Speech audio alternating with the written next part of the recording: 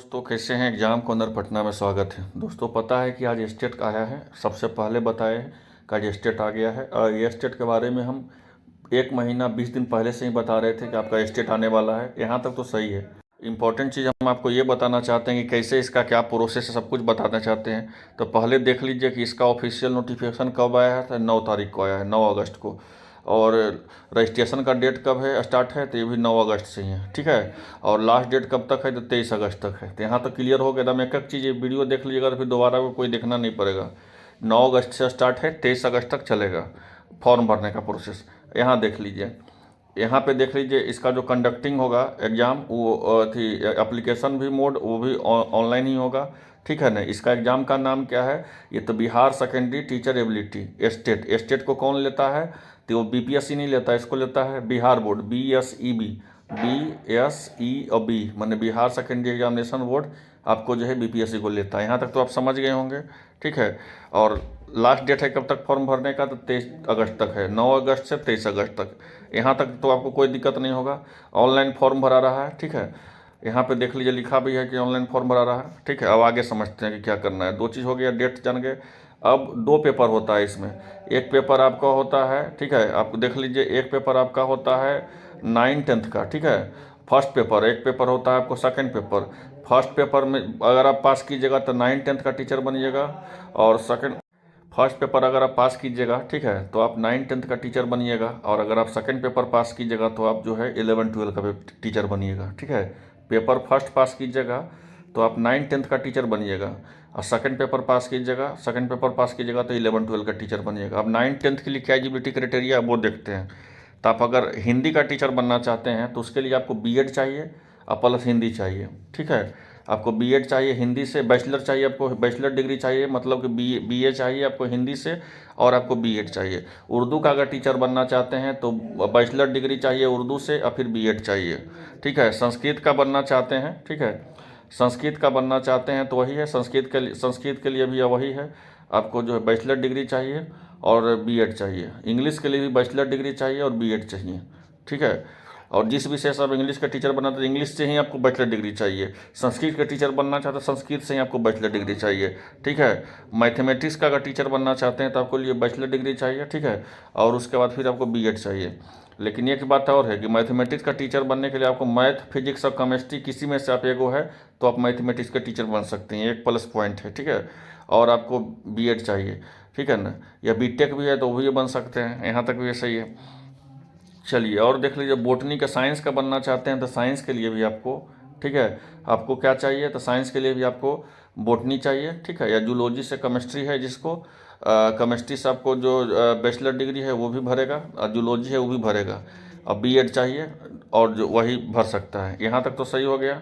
अब देखिए, अब नेक्स्ट है सोशल साइंस का। सोशल बैचलर साइंस तक तो देख लिए 9-10 का। ये सब 9-10 का देख रहे हैं, बैचलर डिग्री चाहिए। सोशल साइंस के लिए जो देख लीजिए तो उसके लिए भी ग्रेजुएशन का डिग्री चाहिए, बैचलर डिग्री चाहिए। उसके बाद जो है आपको, ठीक है, आपको बीएड चाहिए। ग्रेजुएशन अगर आप हिस्ट्री से है, ज्योग्राफी से है, एक फिर से समझिएगा, हिस्ट्री से है, ज्योग्राफी से है, इकोनॉमिक्स से है, पॉलिटिकल साइंस से है, तो आप जो है सोशल साइंस के टीचर बन सकते हैं। अगर आप इतना से किसी भी विषय से आपको अगर ग्रेजुएशन है तो आप टीचर बन सकते हैं। और उसमें साथ में बीएड चाहिए। तो ये तो आपको हो गया 9th का। ठीक है ना। ये हो गया आपको किस किस का, तो ये हो गया आपको पेपर 1 का। पेपर 1 का बताया कि पेपर 1 से कौन कौन बनता है, तो 9 और 10th का टीचर बनता है। ठीक है। अब पेपर 1 के लिए बैचलर और प्लस बीएड चाहिए। जिस विषय से अगर हिंदी का बनना चाहते हैं हिंदी से बैचलर चाहिए, उर्दू का बनना चाहते हैं उर्दू से बैचलर चाहिए, संस्कृत के बनना चाहते हैं संस्कृत के बैचलर चाहिए। तो अब हमको नहीं लगता है कि आपको पेपर 1 में कोई प्रॉब्लम होगा। पेपर 1 आप समझ गए होंगे। अब आइए पेपर 2 में देखते हैं। पेपर 2 में भी है कि पेपर 2 जो होता है ये टीचर बनता है किससे, तो ये बनता है 10+2 में। ठीक है। मतलब 11-12 में, 11-12 में बनता है पेपर 2 के टीचर। और 9-10 के टीचर बनता है पेपर 1 में। तो पेपर 2 के लिए जहाँ पे पेपर 1 में जहाँ बीएड प्लस बैचलर डिग्री खोजता था, इसमें मास्टर डिग्री खोज रहा है। जिसको मास्टर डिग्री मैथ में है वो अब बीएड है वो भर सकता है। जिसको इंग्लिश में मास्टर डिग्री है और बीएड है वो भी भर सकता है। जिसको फिजिक्स में मास्टर डिग्री है वो भी भर सकता है। जिसको केमिस्ट्री मास्टर डिग्री है वो भी भर सकता है। जिसको बैचलर जूलॉजी मास्टर डिग्री है वो भी भर सकता है। यहाँ पे देख लीजिए, जिसको बोटनी में जिसको मास्टर डिग्री है वो भी भर सकता है, जिसको कॉमर्स में मास्टर डिग्री है वो भी भर सकता है। तो कहने का मतलब ये हुआ कि कॉमर्स वाला भी बहुत ज़्यादा हमसे सवाल पूछ रहे थे, तो कॉमर्स वाला के देख लीजिए, उनको बिजनेस स्टडीज़ से है या अकाउंटेंसी से है, तो किसी से आप हैं कॉमर्स में बीएड है तो आप भर सकते हैं मास्टर डिग्री वाला। ठीक है, तो ये हो गया पेपर फर्स्ट सेकंड वाला।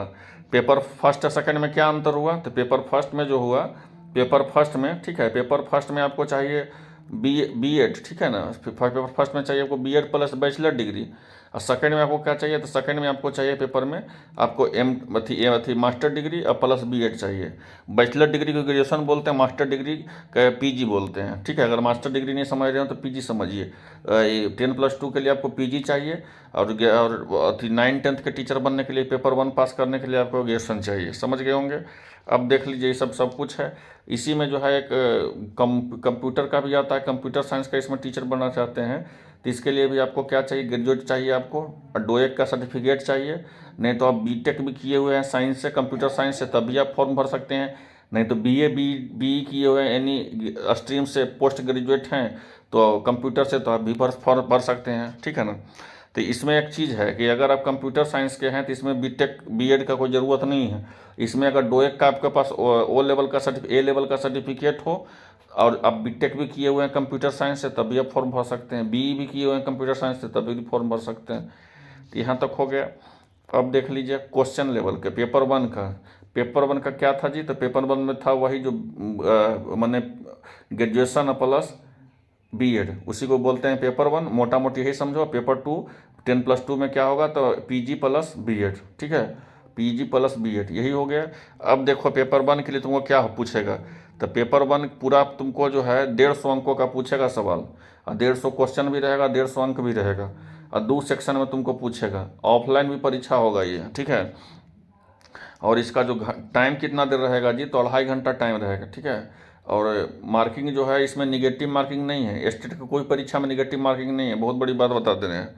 और वही है, 4 गो ऑप्शन रहेगा तुम्हारा, और लैंग्वेज पेपर का हिंदी रहेगा। और पेपर 2 देख लो, जिससे पीजी प्लस जिसको बीटेक बीएड खोज रहा है, जिसके लिए 10+2 का टीचर बनेगा। पेपर 1 से जो है वो बनेगा आपको 9-10 का टीचर। तो पेपर 2 का देख लो कि वो भी 150 अंकों का पूछेगा, 150 मार्क्स रहेगा, 2 सेक्शन में उसका होगा परीक्षा। और जो होगा, और जो देख लो एग्ज़ाम जो होगा इसका ऑफलाइन होगा।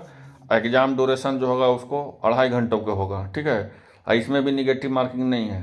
ठीक है, और टोटल क्वेश्चन तुम्हारा वही रहेगा, 150 रहेगा। और पेपर लैंग्वेज और पेपर क्या रहेगा जी, तो पेपर लैंग्वेज हिंदी रहेगा। देख लिए। अब देख लो पास का कितना खोजता है, कितना में आपको पास हो जाइएगा स्टेट में। ये सबसे इम्पोर्टेंट है कि स्टेट में आप कितना में पास हो जाइएगा। तो 50% रहेगा अगर जनरल में, तो पास हो जाएगा। बीसी में 45.5% है तो पास हो जाएगा। ओबीसी में आप 42.55% है तो पास हो जाएगा। SC ST या PWD या वुमेन कोई भी होंगे तो 40% में पास हो जाइएगा। ठीक है, जिसको नहीं समझ में आ रहा है वो स्क्रीनशॉट ले ले, एक ही चीज़ को बार बार मैसेज करके ना पूछे, एक बार देख ले। जनरल में 50%, BC में 45.5%, OBC में 42.5%, SC ST या PWD वुमेन में 40%। ठीक है, और एज का देख लीजिए, एज का बहुत ज़्यादा इसमें है थोड़ा सा, कि अगर आपका मैक्सिमम कहाँ तक भर सकते हैं, इसको हम मैक्सिमम बता देते हैं। तो अगर आप मेल हैं, अगर आप मतलब कि अनरिजर्व में है, यूआर में है, मेल है, तो 37 साल तक आपका उम्र है तो आप फॉर्म भर सकते हैं। कब से आपका एज कैलकुलेशन होगा, तो 1/8/2023 से होगा। और अनरिजर्व में अगर आप जनरल में अगर फीमेल हैं तो 40 साल तक भर सकते हैं।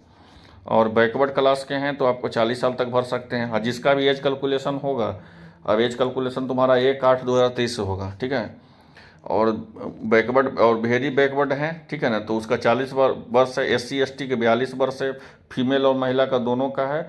और PH हैं, फिजिकल हैंडीक्राफ्ट है, तो 10 वर्ष और मिलेगा आपको।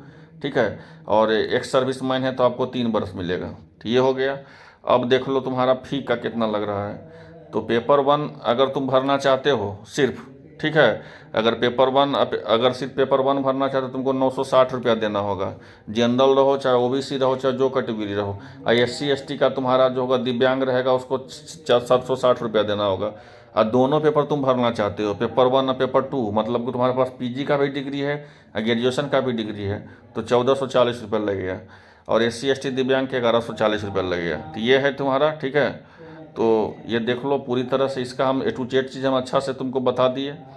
उम्मीद करते हैं वीडियो अच्छा लगा होगा। मिलते हैं नेक्स्ट वीडियो में। धन्यवाद।